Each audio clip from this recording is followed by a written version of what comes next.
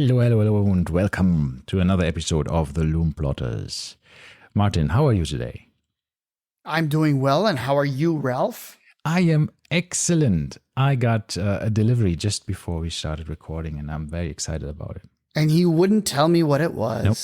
Just so you get the overall excitement. Should you want to disclose to the listeners? Yes, I will show it to you now. Oh, that's hideous. You haven't He seen hasn't it showed yet. me anything. Oh, finally it came. I got my Moser beanie and my Moser sweater. Christmas And why are you not sweater. wearing it? It's too warm. That's so cool. With the Saint Bernard on it. Yeah, it's really cool. And on the back it says it says very rare, right? On the front it says H Moser. Yes. On the back very rare. It's really cool. I really Which is like funny it. because Really like it. Ed, when we were talking to him about Moser, right? Yeah. Edward Milan, he forgot what the catchphrase of Moser was for a second. He was like, well, what was the branding? Super rare or very, very rare? I think So he for was a just second pulling there, our he legs. forgot what it was. Maybe he was playing, but I thought it was a little bit serious. He might have slipped his mind what it was, but yeah, super cool. Yeah. Is it real wool? I haven't checked yet. It came in a Or super is it nice polyester? super nice book. This I is have the first thing I thought about. I have a feeling it's probably so first of all, it is made in China and it's 100% acrylic. So okay. Moser. So it is not very I rare. don't know. It's very not rare. It's not. I don't know how. It's not made by What? Seriously, By some Moser. Swiss- Are you kidding me right now? Swiss farmers up on so the they make this. Alm. Why not? But why not? How many could they be giving away? I have thousands, I guess. No way they're giving away thousands. How many Hundreds. watches do they make in a year? I think they told us, right? Edward told us Yeah. they make about I forgot. but- 8,000 or so next year. Okay.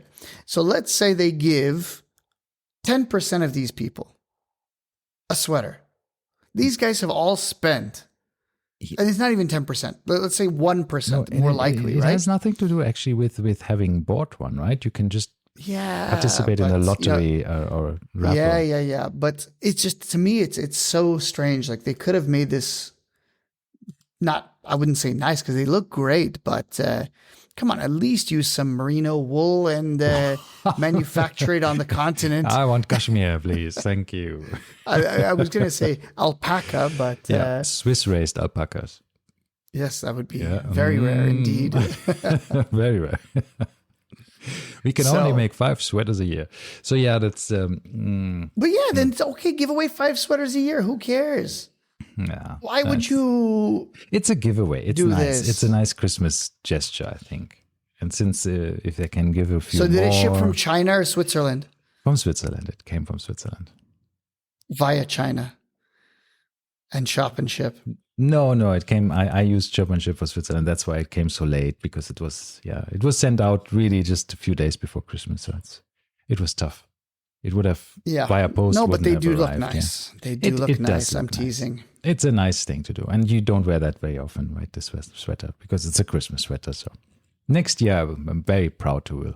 I will be wearing. Yes. It. Yeah. Would you say you're very rarely going to wear it? Yes. It's an occasion pullover, right? Like an Yes, occasion exactly. watch. All right. So speaking of watches, what are you wearing? What am I wearing? I'm wearing today my Blancpain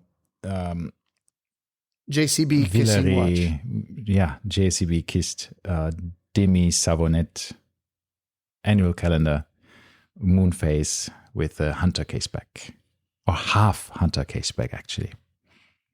Why? What's the difference? It's only the case back and the back. So what? The hunter would be full front and back? A full hunter case back would be front and back. I learned that. Yeah. Okay. I didn't know that. I thought I didn't know always either. So but there's also isn't there another terminology for it? Wouldn't we also call it an officer's case back? Not sure. They are different. I don't know what the difference is. I always call them officers' case backs. But for those of you that don't know, these are case backs that are closed. Correct. And then they technically open. There's like a little trap door.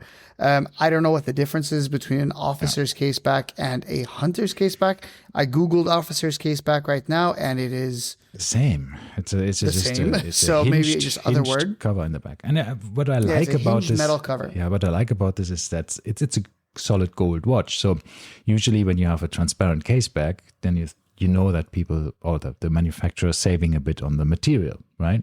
You think, they didn't give me the entire case back in gold, and so now let's get into this. Why do you need this? Well, once again, in the day of sapphire crystals, I would argue that we don't need them, but in the past with acrylic crystals, imagine having an acrylic crystal underside of your watch.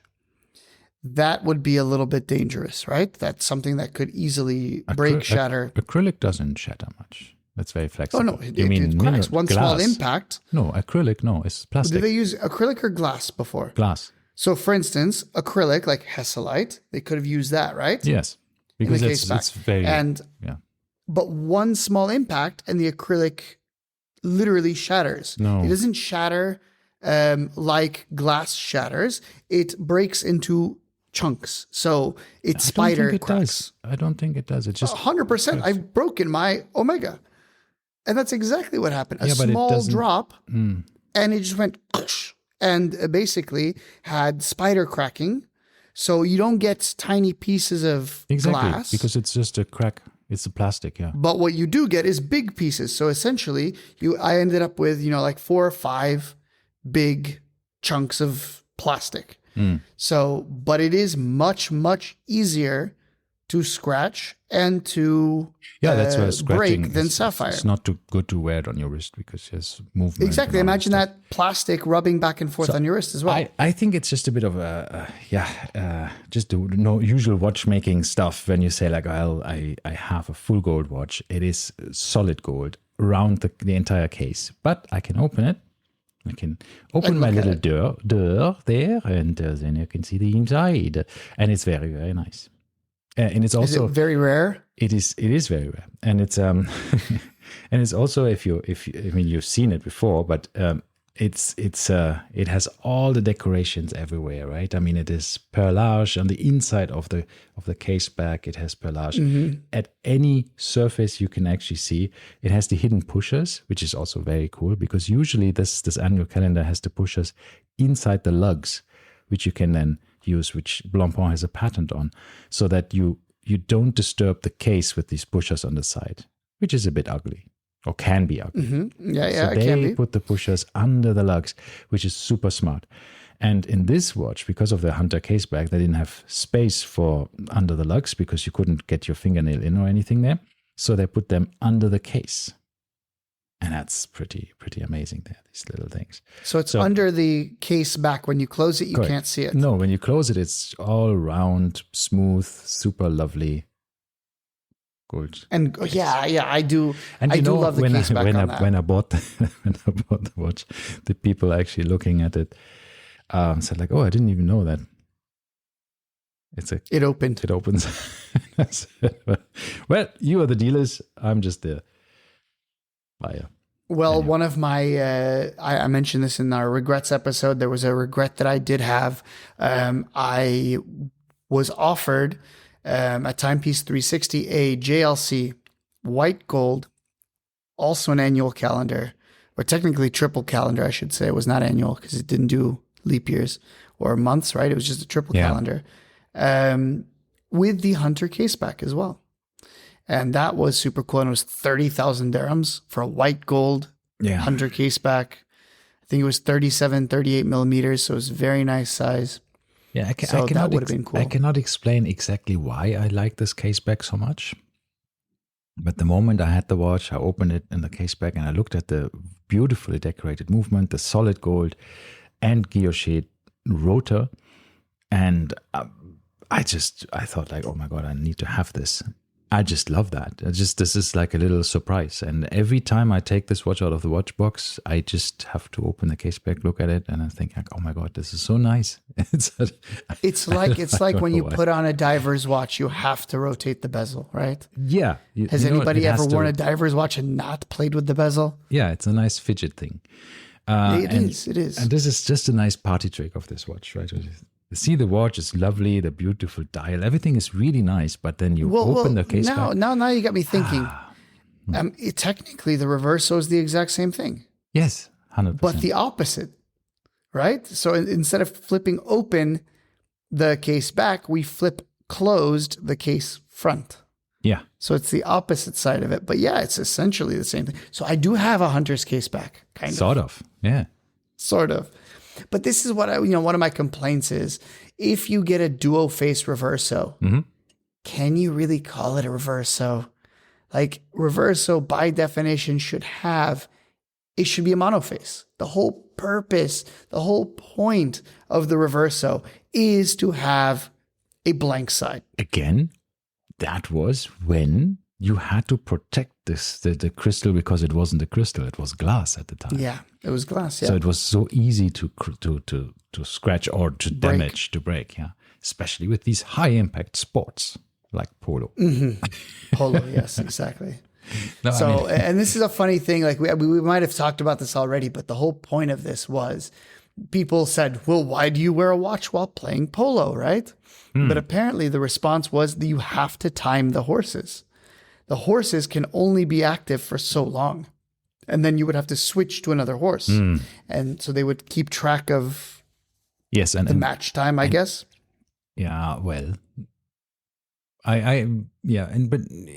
aren't all the horses on the pitch at the same time? So isn't it? No, I think they have spares. All right. And I think they literally will switch them out. Okay. I don't know if they switch them out with players as well, or if they switch out just the horses. I don't know anything about polo. All I know is this is the epitome of first world problems. However, this was in a third world country.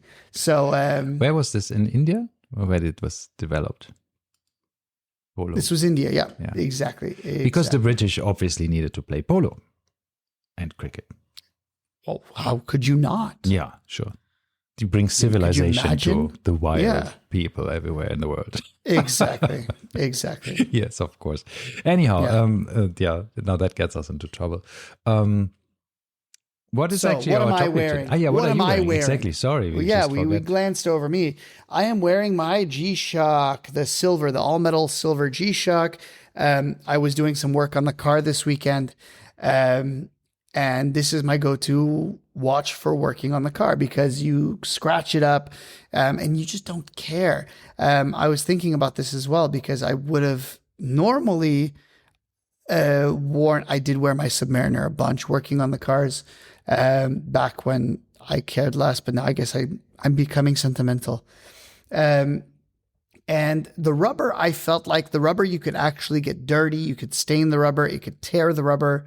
And so every time, so I do some, for those of you that don't, I don't know if we mentioned this, but I do some marshalling for some of the motorsports that we have here in UAE and some scrutineering, basically working in the garages to verify the roadworthiness of the race cars, essentially. So whenever we're dealing with mechanics, it's funny, most of the mechanics are wearing metal G-Shocks. And I think they figured this out as well, that, there's a lot of sharp corners, sharp metal, and you can easily cut through a rubber G-Shock strap. But with the metal, you don't have that issue. So you can get it dirty, wash it off, it's fine. And if you have a scratch, it's probably not as deep, and it's even okay. And it looks cool. Cool. It gives it character, right? So, when I brought it back in, it was black from oil and dirt and grime, and you wash it off, and it looks great. So, I really, appreciate it for that. I think it's a very good watch for the purpose. Good. So, yes. Very the nice. Bling Master. And I like it as well. I mean, I still have that, and I think it's still. You have this one. And I have a small collection of metal G-Shocks, nine to be exact. I have, sold a few of the other G-Shocks in the last couple of weeks, which is good. So it's just my core G-Shock metal square collection. Exactly. And I really enjoy the steel one, which is the first one I got, and the first one that was created. The first one that was released. Yeah. Still nearly the most. I mean, there's the two titanium ones that are also hot contenders because they're so cool and so lovely to wear. But from a steel perspective, I mean, the others I realized it's more for collecting, right? You have this Bordeaux red wine colored one, which is cool color, but when do you wear it? Are you going to wear it? Who knows? Yeah, I mean, then the black ones are okay, cool. The aged IP and the one with the Tron laser engravings and stuff. All of that is all cool. And then I have the rose gold one and the yellow gold one. But they're all very... blingy. Yeah, I mean, the silver one is already blingy enough, right? So it's a bit like, yeah. Yeah. But I still like I was them, looking at the black one, the all black one. Mm-hmm. And there's two black ones. There's one that is, they call it the multicolor black. Mm-hmm. And the multicolor black has like matte and brushed and blah, blah, blah. And then there's the bling black, which is the all shiny black. And that's the one I really like. I think one of your friends was selling the multicolor. Mm. And had it been the bling one, I probably would have bought it because this is the one that I'm looking at now. Okay. I'm going to also grow the collection. But this is something that we could talk about because in today's episode, we plan on discussing what is our predictions. Happening? Yeah, predictions or wants. What would we like to see in 2024? So three things essentially, right? Yeah. Because there's a big difference here. What do we want to see? Yes. And what can we expect to see? And I feel like those two shall not meet. Let's get ready to be disappointed. And then the third one, we're going to also discuss what we think might get discontinued this year or what we hope would get discontinued. Sometimes we hope something goes away. Staying with the GMW or whatever these I mean, they are not. Are you going to predict some new G-Shocks? There's a GCW recently, right? The carbon one, right? Or what they call GCB, GCW. I don't know. Anyhow, so they're the same case, but in carbon, black and... No, so surprisingly not. I watched an in-depth video about this. The new carbon series is, in fact, entirely redesigned. Okay. Every piece of it is different. That's why it has a different other square number, right? It doesn't have GMW or something. It's just GCB. So GCB. First and foremost, I noticed this because the bracelet hangs down. There is no more fixed lugs that hang out from the old metal ones, which a lot of people complained about. Then I looked at it because then I went down a rabbit hole of how can I modify my G-Shock to also have a similar bracelet. But basically they switched from having internal connectors, right? Mine, the bracelet connects on the underside, which prevents it from bending. On the new ones, they connect on the outside, just like a normal watch. So essentially male and links. And that now allows it to fully articulate, number one. Number two, it is now a monocoque chassis or a monocoque construction, meaning there is no screw-in case back. There is no, I don't even know where to begin. If you're going to have this watch serviced, how they take it apart. There's no exposed screws. Yeah, there must be a way, obviously. Of course there is, but it's not user-friendly. It's going to be special tools, et cetera, et cetera. So yeah. I mean, you could potentially change the battery yourself if you wanted to with these GMW B5000. With mine, yeah, exactly. You can get a rechargeable battery from which essentially looks like a coin store. cell, right? Yeah. They're just coin cells. But rechargeable, and then you can just put it in. Not that I ever needed to, because so far they just last crazy long. But you could. So my prediction. Okay. Before we get to predictions, other differences. I'm not even done with differences. Okay. They have gone for sapphire glass instead of the acrylic glass. Now, that's another big difference. Had sapphire. Which one? Some of the sites had. They had. Yes. And then the other big thing is they went with the MRG square format on the dial. So now they have where it's the MRGs have a metal applied logo. These also have a metal applied logo. And then where the old ones said MRG, these now say since 1983 in also an applied metal applique thing. Okay. So yeah, it's very, very much pushing the realm of the difference between G-Shock and MRG. Yeah, For those of you that don't know, MRG is the Grand Seiko of the G-Shock line, essentially. Yeah, exactly. It's like what is it? Normal retail price is like $4,000, 20,000 dirhams. Yeah, it's pretty high. It's the same They offered me functionality. 15 It's the same functionality that you have in the module. It's a different module, but it's the same functionality. So there's nothing different than the module. I think, is it the same module or is it a different module? I think it's a different module because it's a big. They have to have a proprietary. You also used to get an MRG app, which now you only get the Casio app. So your MRG app, I think, goes away. But they had apps for ProTrack. They had apps for G-Shock. They had apps for MRG and so on. Yeah, it makes sense to just now they get this together.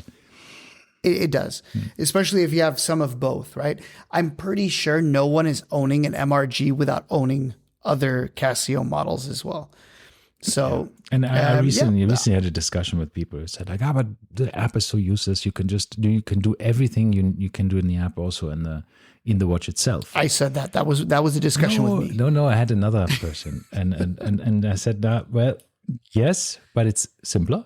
And it's also just very convenient if you travel, for example, that it automatically switches your time with your phone because your phone gets into a new time zone. Boom, the watch switches as well. Very nice. So I said that this was all useless, right? I mentioned this as well. But my biggest point is it actually syncs the time a couple of times a day, which this module has a 6-band radio signal where you have the atomic radio signal that is being sent out in Germany, the UK, United States, China, and Japan. There, you can actually don't have to set the watch at all because it receives this time signal that is being sent out with these long wave radio signals and sets itself basically according to the proper atomic time. In what, 5 countries or something like this, right? There's 5 locations of these. Yeah, they have 6 different bands, but 5 different countries. 6, but it is correct. It is going way more countries. For example, in the one in Germany that covers most of Central Europe and into the realms of, let's say, up to Bulgaria even. So it has a far reach, a couple of thousands of kilometers. So the same in the US. So you cover. Well, in the US you have one and it goes the entire North America, right? Pretty powerful. So, but if you don't have that, obviously, like in UAE, or in Africa, or in lots of other places in the world. Let's say most places in the world probably don't have it. Maybe not. The majority of the population might be covered, but But then you have this ability to sync your time with the app, and it automatically syncs every couple of times via low emission Bluetooth stuff, and it's always accurate. And the funny thing is, when you have 9 in a box, like I have, and sometimes you just leave them in the box for 3 months, and they all go into sleep mode. And then you open the box again, and they, of course, then in sleep mode don't sync, right? The time. And you open the box, and you see that some of them are off between each other by up to 5 to 10 seconds or more. Then you realize that these quartz crystals are just, not as equal as you might think, because there's always little tolerances. And so some of the watches are off by 10, 20 seconds between each other. So that's interesting. Anyway, what I was saying the same thing. The app is garbage. However, I recently found out this is now my 4th of these metal G-Shocks. And I have never been able to get a few functions to work. And I said, fine, it must be me. It can't be the watches. There's no way 4 watches don't work. So I started Googling around, and turns out if you don't enable location services on your iPhone, then the whole thing doesn't work. So now that I've enabled location services, I get two functions. One is I do get the automatic syncing. I believe if I look up, it will tell you when it's sunk last. Yep, So it does it like yeah. 4 times a day, 3-4 times a day. And then in addition to this, you also have a Find My Phone feature. So you can press a button. I will do it right now. no. For those of you that don't. Here, I will press, you press this would be the 4 o'clock pusher. You hold it down. You'll hear a little beep. And then at some point. Oh. Okay. And then it found my phone, which is kind of cool. I mean, my wife has this on the Apple Watch, right? Yes. You just press the Find My Phone feature. Yeah. But I don't have an Apple Watch. So this is kind of neat. It's but kind of neat. Ironically, still has to be within Bluetooth range. So obviously, but it that's really limited to helps some finding your meters. phone that is behind, slipped into some sofa cracks or somewhere under a table or so. Who knows, right? For these occasions, cool. that I actually like it. really helps. Yeah. So I have changed my tone of voice on the app. I think the app is now cool. And how can one complain? It's free. You don't have to use it, right? Yes, but now that I have my old G-Shock, the GW 5000, Yeah. which is the same module, but without Bluetooth, and it's a metal case, or metal case back, but full rubber. And there you have to do everything manually. Yeah, and then it's a do bit. you think I remember how to do this? Do you remember Like, the no way. hourly beep, for example? You want to switch it on and off, and you go, I know I have to press 2 buttons at the same time, but which ones and where, right? And which setting, and you go like, No idea. I had the same with just the very basic F91W. The $10. How to turn it off? Yeah. And of it course. started beeping once a day because I must have accidentally activated it, and I really had to Google the manual and then find the what I did, yeah. combination of what I had to do. Well, no, you have auto light where you put your hand at like 4 o'clock, the light comes on. That's or at great, 40 yeah. degrees. That's something you have to really dive into the menu to get to. And then you can even adjust the light duration, even on the manual ones. So that's going to take even more time to figure out how to do. Yeah. So this is not even setting world times yet, right? And you have 5 world time locations and blah, blah, blah. It becomes a nightmare. So exactly. app, truly is a godsend. It's good, yeah. Yeah, app is good. So what do we think? What are your predictions? Yeah, let's stay with Casio. About G-Shock? Let's stay with Casio. Of Let's course, stay with yeah, that yeah. line because that's so close to my heart.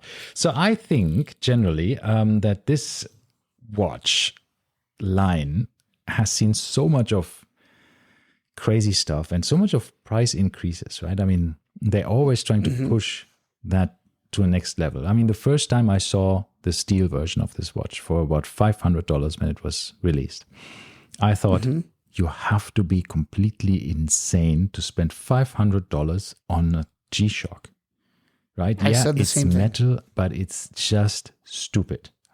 And it's the same module that you get in a $150 watch, right? So why spend $500 for it? It just didn't work for me. Then I put it on my wrist and it immediately clicked and I thought, wow, this quality is good. It really feels very nice. And just looking at it on your wrist, you think, yeah, that's cool. I want this, right? So yeah, that was the end of that. So I got one very, very quickly after I Which tried was it your from first one? the silver one, yeah. Silver, okay. Yeah, I still have it, and it's really cool. But every time they had a new release that was either a special colorway that they made a different technique to finish the colors, then different laser cutting, laser edging on the covering and all of the stuff. Then they had different materials eventually, right? Titanium that they started to use and others. And every time the price was pushed up. And every time the people started complaining, saying like, now they've finally lost it, right? They finally reached the point where it's just silly. And it hasn't. It's like, the only thing that I'm now finding with this carbon one is I love carbon as a material. I just feel it's not, the titanium was 100 grams, right? Yes. This one will But be the 65 titanium grams, but carbon is not known for its robustness, right? Carbon is known for strength in one direction, generally speaking, right? It flexes in one. It can be woven in such a way that where it will have compliance in one way and have rigidity in another, but it's not known for impact resistance, for instance. Yeah. And with the G-Shock, the whole purpose of it is you bang it around. And I'm looking at it like those links are going to break. I don't think they might, because carbon is still extremely tough. But I just feel it's losing a bit. I mean, the titanium is at least the metal that feels cold to the touch, right? Mm-hmm. Even though it's Carbon very is light. yeah. Carbon feels warm to the touch. It feels like plastic. It does, yes. It just does feel like plastic. It's super strong, but it's super light and it feels like plastic. So let me get this straight. So, and that's where your next, your suggestion for G-Shock would be to make it all plastic G-Shock metal square. Imagine this. It would be all plastic, a shiny plastic. They make it automatic. Yeah. No, it's no, that's I think a bit much. My suggestion is they will continue this in 2024, even though it's not an anniversary year, because we just had this, and I think they really released a lot during the 30th anniversary from 1983 when it was initially the G-Shock came out. So I do feel they will push the boundaries even more. Not so sure if you see... Like what? Where are they going? Yeah, it's a good question. I mean, they have gone carbon, which is the lightest. So I think... No, there's one more. One above. Graphene. You can go graphene, and that's lighter than carbon. So, but that's going to be insane prices. So what I feel... And nobody knows what graphene is. Yeah. I had some it would be nuts. Battery technology. I know that some do graphene. I heard that was for a while a bit of lithium batteries with graphene were better than, anyhow, that ship also sailed somehow. But I think they will probably use different materials again. That could be more exotic materials to a certain extent. Maybe whatever, tungsten, maybe different ways of doing titanium again. Oh, wait. Isn't what the MRG was Cobarian DAT, which is an entirely different thing now. Apparently Cobarian is, so it's two types of I think they metal. had something. Cobarian was the case, I think. And then what is it called? The bezel was this DAT 55, which was another type of metal. I have no idea. Yeah, so what I'm saying is they will experiment a lot. But the next question is, will we ever see an updated module? Because this is now also around for a long time. So since 2018. Could we see eventually somebody saying, okay, enough of this relatively old tech, right? Which is not that new. I mean, we have, or could we see, I mean, there's no point of actually making it more precise because it auto syncs in any thing. So which we discussed in our quartz episode about quartz. Yeah. So it's not intrinsically. So this is yeah. It doesn't make sense to make it more accurate. But what do you do? I mean, it's solar powered, which is great. It's it has this make phone calls. Oh, well, they do that already. I with think their. But that's a what's it called? That now we're bending the differences between the watch and the smartwatch. Exactly, that they make, and right? I think that's a problem. I mean, you don't really want to go on a smartwatch where I mean they have the sensors now in some of the watches, like the G Lite or what they're called, with a blood oxygen and basically Apple Watches inside, right? And all this stuff. Yeah, but it's still all right. I want to see more positive dials or positive displays.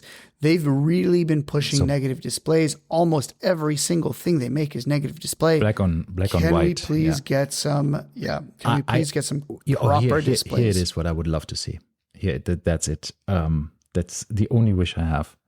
Just make a new module that uses this MIP, this something in pixel. What does the M stand for? Oh, yes. Because these are so legible. This is insane. I'm very much okay with this. Right? It is called memory and pixel, I believe, yeah, right? exactly. Yeah, isn't that what it is? Yes. Because it remembers something. I don't know. It's like the same stuff that e-readers use, Yeah. if I'm not mistaken. Yeah, because like electronic paper. yeah, you set it once and then it stays like this, the pixel, right? So you don't have to power it, I think, in the state. So it is so legible, especially in sunlight and stuff. It's just insane. So I think that would be amazing. They have some watches with this technology. And if they put this in these watches, that would be amazing. Because that'd be cool. Then you can have also the negative displays, right? Because you can still see them very clearly. By the way, you know what's crazy? I bought my daughter the Baby G Square, so the new one, which is the BLX 565, I think, or BGD 5. I don't know, something 565. And I've never seen this before. It's a positive display. You press the light, and it goes negative. Oh, really? It lights up negative. So essentially, the white goes black and the black goes white, which I have never seen this before. Interesting. And so this is a brand new release from G-Shock within the last, I think, year or two. And it's now their smallest square. So she got a pink one and she loves it. But this was super cool. I've never seen it before. Nice. Any G-Shock. Nice. The pink, by the way, was me. I just sent you a comparison between an MIP and an LCD watch in the sunlight. And it's just, there's no comparison. No, there isn't. It's once again, it's like the difference between having an iPad and a Kindle next to each other. Exactly. In direct sunlight. Yeah. Okay, so let's move on from the Casios. G-Shock, we want to see MIP positive displays in metal squares or any other cool material they want to do. Yep. All right, so not much there. Okay, let's go into the big boy. I know we have a lot to say about Rolex. What do we want to see? Before we even get into this Rolex, I do want to mention one more thing about G-Shock. I wouldn't mind seeing the MRG lines go away and them being absorbed into the G-Shock line. I think having the word MRG on the logo kind of ruins the aesthetic, and I think it should just be branded G-Shock and not MRG. I wouldn't mind either. That's it. Yeah, get rid of the MRG name. Keep the expensive watches. That's all fine and dandy, but we don't need a different line for that. And they also have MTG, which is in between, and now it's confusing people. Yeah, have a G-Shock line. It's confusing. I agree. Casio is already, G-Shock is already a subset of Casio. There's no need for additional confusion. Should we? Okay. Should we quickly stay with this Japanese? Just do Seiko.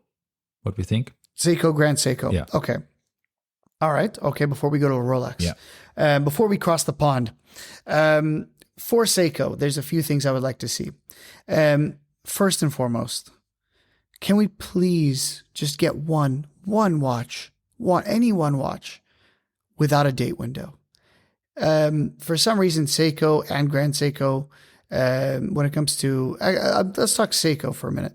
Seiko, especially dive watches, always have dates. Some even have day dates, right? And I think once again, this is too cluttered for me. I don't like it. And I love Seiko divers, and I would love to have one, a 62 MAS reissue or something like this with a no date. I understand it's not historically accurate because they always had a date window, but I would like one. What about you? Yeah, wouldn't mind. Should happen. Why not? What I want to see from them is watches that are regulated, or maybe an extra price. I wouldn't mind if they're not even that. Like okay, Seiko 5 you don't regulate, but if you get into the Seiko Prospex line, it has Pro in the name. Let's regulate the watches. It's not rocket science, right? Professional, yeah. And having, I mean, they are more accurate than usually what the range claims, but still giving a range of plus 45 to minus 25 seconds. It's just per day. It's just bad. I mean, the cheapest movement from any Swiss manufacturer, even if it's very cheap, right? the plastic version of whatever the Swatch, The for Tissot example, PRX. is not that Or bad. even that. So yeah, the PRX, I mean, that is already a bit of a better Powermatic 80, right? So it's that, and that can be regulated to COSC if you wanted to. So yeah, it's just so bad. I mean, you never see anything. We don't need necessarily chronometer specs, but just give us a bit tighter tolerance. Something, yeah. And then once again, in pro specs, you're calling it professional specifications. And at these insane, ranges they're giving it, it's not pro. Nothing is pro about it. So I love my Seikos, and I think sometimes also a bit, I mean, that's probably a complete pipe dream, but a bit of more quality control, wouldn't mind that either. They always say like you can find out if it's a fake Seiko if the chapter ring is aligned, because on a real Seiko it will never be aligned. So these things just, come on. We know Seiko can do it, right? Well, they do it in Grand Seiko, right? So yeah, exactly. They make you pay for it. Next one, Grand Seiko. Do you think, I heard a very interesting argument. People said that if you own one Grand Seiko, there's no reason to buy any other Grand Seiko because you basically have the essence of the brand already in one watch. Which I have two. Yeah, which I also don't. I mean, I had also multiple Grand Seikos at a time, so I don't fully subscribe to that, but I can see the point. But I've been saying the same thing about Rolex as well, right? If I have a GMT, I don't need a sub and vice versa. The essence is there by that logic. True. Right? So if you're talking about different colored dials or different textured dials, go get a different one. So for me, I have two dress watches from them, or dressier watches. One's a GMT, one's a no date. Yeah. One's big, one's small. It's different enough. But what I would like to see from them is small divers. Their divers are all 55 million millimeters wide. True. But realistically, they're all 44, 45. Yeah. Who is wearing a 45 millimeter watch? And this is no one. Interesting because I looked at this watch many, many times of the diver versions, right? With a spring drive. They look great. Even with the quartz caliber, the 9F. And if it was 40 mm, it would be a absolute just too big, stunner. Yeah. I ever thought like, I really would like that. I wanted to buy one, but I was thought, nah, this is too big. Just too big. Yeah. And I think I want them to stop, or I would love them to stop their nature comparisons, right? You can't tell me that the same dial structure in a different color is inspired by a completely different natural phenomenon, right? So, this is inspired by the cherry blossoms that we see in Japan at a specific time. And this is inspired by the Lake Suwa and whatever. And sometimes they use exactly the same structure, just a different color, and it's completely different phenomenons. And this sounds to me like it's the reverse. Bullshit. Yeah, you design a nice dial, and then you think like, okay, what can we possibly say to explain this? Yeah. And sometimes it feels already so... No, some of them I agree with. And I think, when you showed me the Omiwatari, that one you look at and you're like, damn, that's cool. The Lake Suwa, right? Yeah, all Lake of these, Suwa they look like bodies of water. It looks really or the snowflake, like you said, that was 100% snow. I agree. But yeah, when you have mist flake, the blue snowflake dial, right? At that point, you're losing me on that. It's clearly just a blue snowflake dial. So yeah, I agree. And just, you've been inspired. Everything's done. Make nice dials and then call them like whatever Rolex sometimes calls them, green, black. Right? I mean, even Rolex starts sometimes to do like ultra black and super. I don't say ultra black, but they say some other things, not just the color, but what was the gray called for Rolex? Rhodium. So there you go. That's one example. Yeah.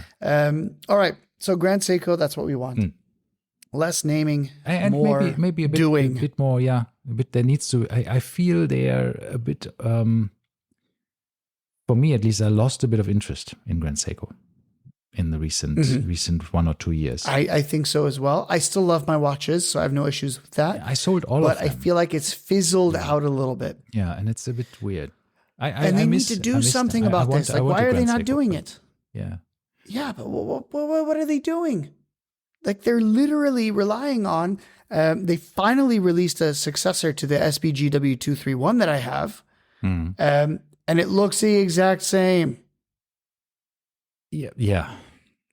They just said they fixed the adhesive issue on the crystal, because mine has these small dots, if you look at it with a loop, of adhesive that, according to them, once again, they did say if it's smaller than what you can see with the naked eye, it's within tolerance. So I had my 10 times loop and I was looking through, and you see this little dots of adhesive, which they fixed. But anyway.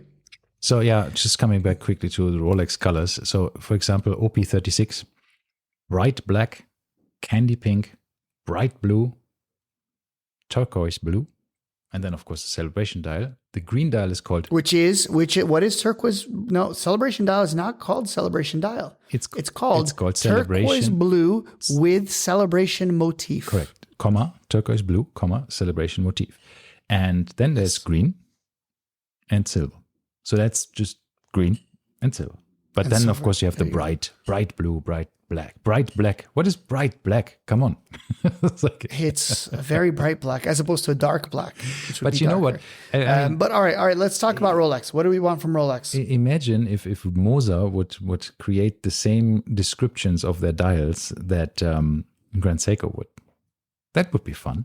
I would like Moser to do that. You want to hear them to do it? Yeah. Because they have done it once or twice as a joke, right? And so like, oh, this was inspired by, whatever, the Swiss cheese, and when it bubbles at night or whatever, some rubbish. And it's really funny. Rolex. What do we expect or want to see? What do we expect? All right. Let's talk about the big ones. Everyone's been saying it for ages. We've been talking about the discontinuation of the Pepsi bezel, with it being replaced by a Coke bezel, just because it's much easier for them to make ceramic if one of the colors is black, because then you can draw over, you make a red bezel and you put black over it and boom, you're done. And Bob's your uncle, right? Because every single other bezel has black as half of it. Yeah. So the Sprite, the Batman, the Gurner, which is the Guinness, right? Yours, mine, yep. The root beer. What else? Is that about it? Yeah, I think so.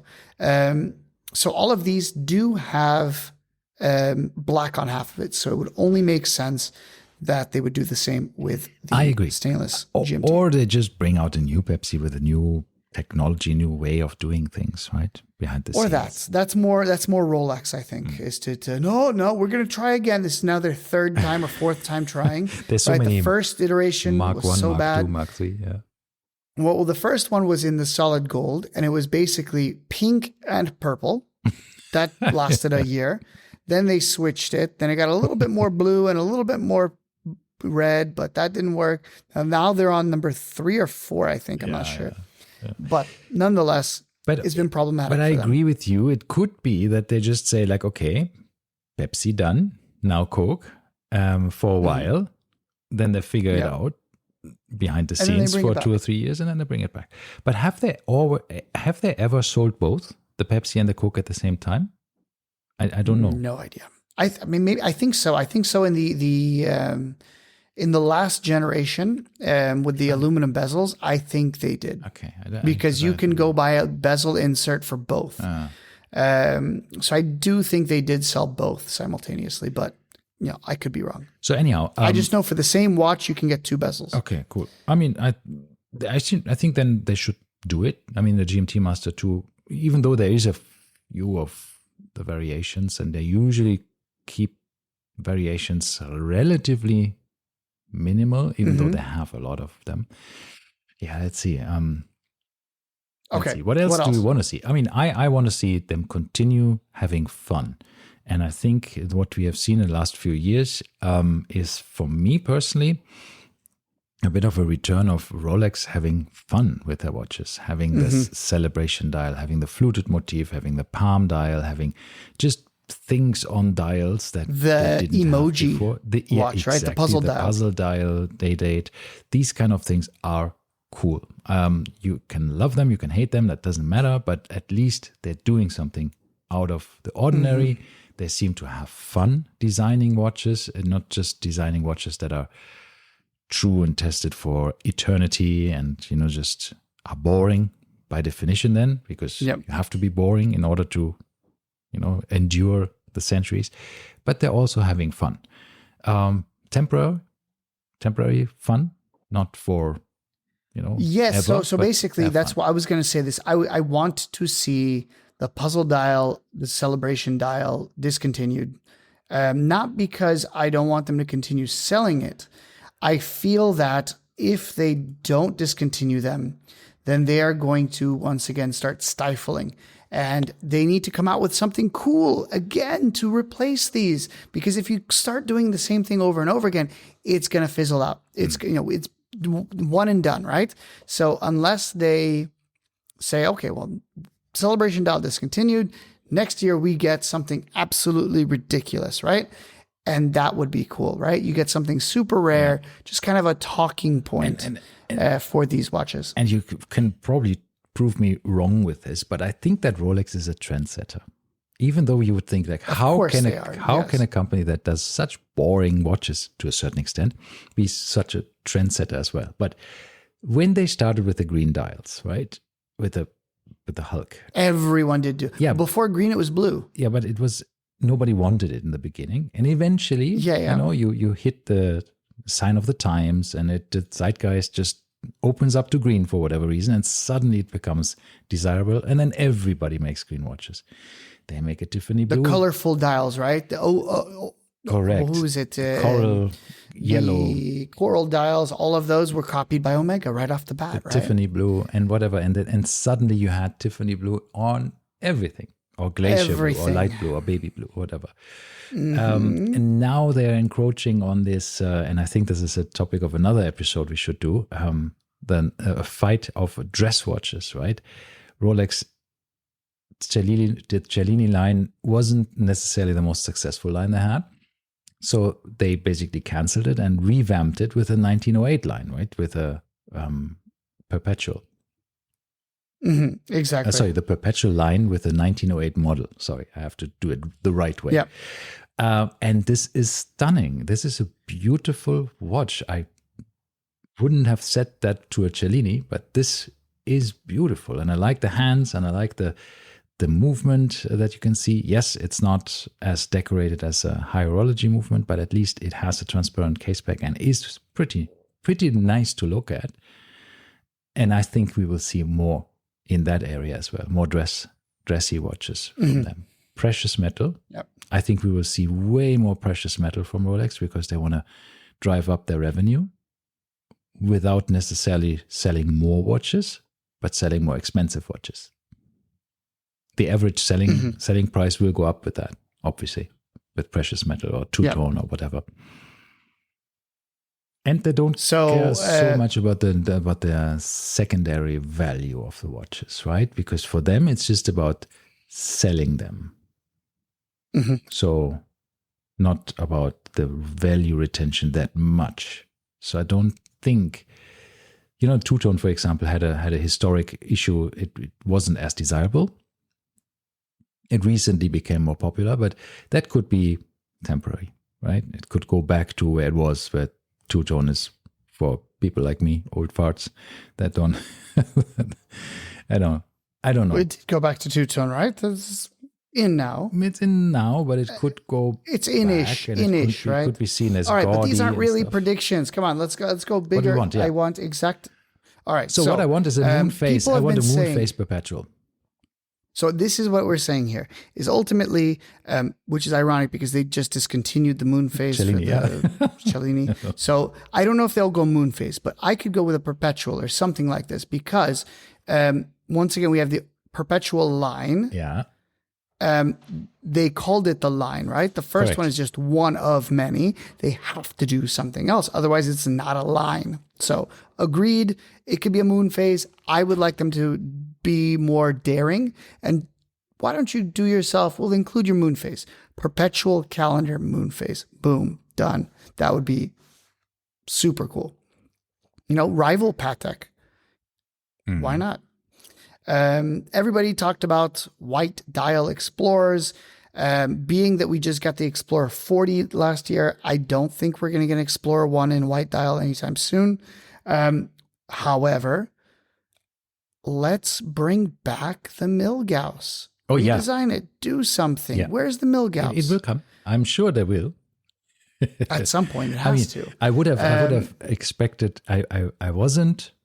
I was very surprised when the Air King was actually relaunched. Oh God! Everyone thought it was going to be discontinued, and I wish it would have been. It is a sight for it's so ugly. Yeah, but I like it. No offense to anybody that has one, because it's. You must have some eyesight issues, but maybe I do. Not you. I'm saying whoever has bought one in the past. It is a hideous watch. It's too big. It's too ugly. It's basically a Milgauss with a different dial. And I think non-polished centerlings, right? Yeah, so why don't you call it a Milgauss? And I would be less critical. See, why call it an Air King? Air King was like the instrument based off a car of that specific land speed record car, we talked about eventually this, didn't work or whatever. It's discontinued. This doesn't exist anymore. So why still continue with that corporation that doesn't exist anymore, right? But why call it an Air King if it has nothing to do with the air? Yeah. I'm very upset about this. True. All right. Let's leave it. What else? The Milgauss, I think, will come back. I think that's probably At this rate, we're going to get through 3 brands. I'm just letting you know right now. You're going into the financials of the resale value of the aftermarket speculations. Yeah. And all we said was we're just going to give you some predictions. Okay. So at this rate, we're never going to finish. We need to do a part 2 then. Let's do a part 2 where we go I think we will. Yes. Quicker about it. Okay. Yeah. So, all right. Anything else from Rolex? Because that's kind of the big one. Will we see more transparent case backs? Do we want to see them? I think so. I don't, but I think we will. Mm-hmm. This is something that I could care less. Would I want to see a GMT with it? I think the GMT would be excellent to have a transparent case back, because with the sub, that being the hardcore tool watch, you might not give it on that, but the Daytona is kind of a soft tool watch, so to speak, as is the GMT, as is, let's say, the Explorer. These are the places that these would work, right? So by all means, throw it on there. Why not have it on an OP? It might increase the price by a few $100s, but some people might want it. Nomos, for instance, gives you the option, right? Nomos says for $300 extra, you can have a display case back. Yeah. So it's 1,000 dirhams more. If you want it, you can have it. If you don't, you don't. Omega gives you the option, right? True. On the Moonwatch. So there is a lot of places where you can get both. So Rolex, don't limit yourself, but they always do. So it doesn't matter. Yeah. The only option for the Submariner they basically give you is, would you like a date window or not? True. Yeah, that's a big choice to make. Besides the colors, right? Besides the colors and all that, but they do give you a choice of something, right? Which is interesting to me that they would do that. Okay. All right, moving on. Omega. Down the road. No, it's not down the road. Tudor. Tudor. Yeah, okay. In the same company. Okay. In the same family. We know we're going to get a second Pelagos 39. It's coming, right? We don't know when. Why do we know that? You're telling they're not going to have just one. So it's speculation, but you think you were very confident. No, we know one's going to come. We just don't know when or what color. Okay, right? We saw some leaks a while ago that it was a blue one with a yellow Pelagos writing, which looked like an authorized, but that never happened. I think it was fake, right? It was some mock-up from somebody. We don't know. It was a grainy photo that looked like it was out of a catalog of some sort. So basically, without your Pelagos 39, you have a red Pelagos script. Yep. This would be blue with a yellow, which could be cool. I don't know how much if they will actually do that. What I'm thinking is a complete overhaul of the original Pelagos line. That I think it is getting long in the tooth. The Pelagos has not changed since 2012. Yeah, I think It is 12 years old and they're still selling them, besides moving from ETA to in-house in 2015. Yeah, But other than adding a few colors, they haven't changed the watch at all. So I want to see an updated new Pelagos. Good point. That's a good wish to have. Right? We got black bays last year. Yeah. So they got to do something different this year. I think Tudor has been a victim of their own success a bit, I think. They have pumped out a lot of watches. There's so many in circulation. Since they had a bit of, hype around them in the last couple of years, we see so many Black Bay 58s in blue and then the traditional one, the black one, and in bronze and whatever. I mean, the secondary market prices have dropped a lot. If you want to sell one now, bad. If you want to buy one now, pre-owned, very good. So that's a good time to buy pre-owned. So what I think is they have to get a bit of the hype back, right? We didn't have a really hyped up watch from Tudor in a while. And they tried to do the hype for the FXD in the black dial, and they made this massive launch and a release, and then but I think it flopped because it wasn't a big deal. Because I think it's also a bit of a niche. You have a watch with fixed bezels, and you can only wear these kind of fixed lugs. Yeah, exactly. Yeah, fixed lugs. And you have these. You only have to wear NATO style straps. It's a bit quiet. It's taste. niche. It's niche. But then again, the Pelagos by definition is a niche watch. It's a diver's watch, right? A titanium 500-meter diver with a helium escape valve. Yeah, true. It's not, if you want a non-niche watch, you go and get the Black Bay. Like the Omega right? SMP 300 with a manual. Yeah, but no, what I'm saying with the Omega also has their niche watches, right? True. So the Ploprof is entirely a niche watch for Omega. So in the same vein, the Pelagos is here too. Okay, so I think Tudor. So new Pelagos. Tudor, we will see the rollout of all the Jubilee or the 5-link bracelet, as they call it, to all the Black Bay lines. I think as an option, we will see that. Maybe. I feel I wouldn't have thought of that. I think we will see that because we only have seen it on the red, the burgundy Black Bay 41, not Black Bay 41. It's called Black Bay. It's very confusing, the naming convention. The Black Bay 41 is Black actually Bay 41 is a 41 no bezel, no rotating exactly. bezel. It's so confusing. Okay, but I think all right. So I agree. There we already have optional Jubilee 5-link bracelets in the normal Black Bay line. But Black Bay 58 we don't have. Yeah. 54 we don't have, right? Yeah.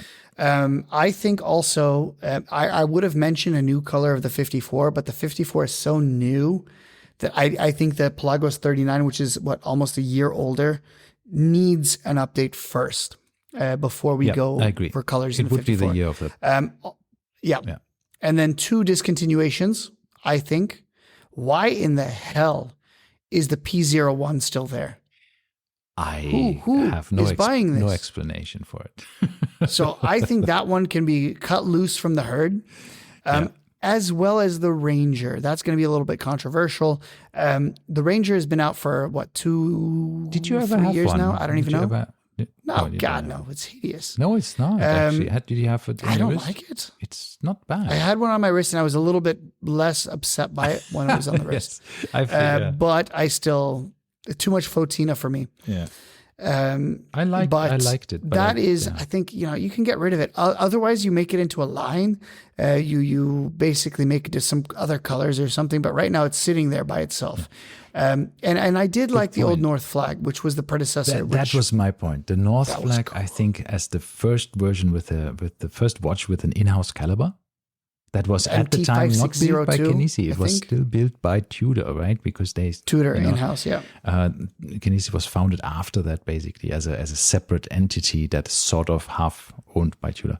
So I think when you have that North Flag with a power reserve indicator, which is it's quirky, it's different, and it looks with the integrated bracelet, it just screams to bring that back. An integrated bracelet Tudor watch. Right?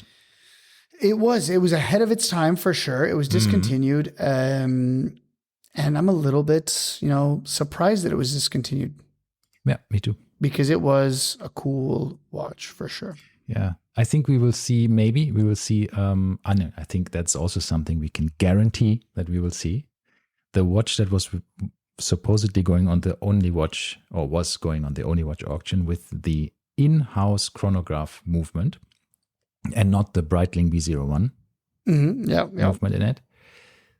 That we will see, and We'll make it to will see a reissue of the Prince, but which it was the Prince date chronograph, right? And that we will see again.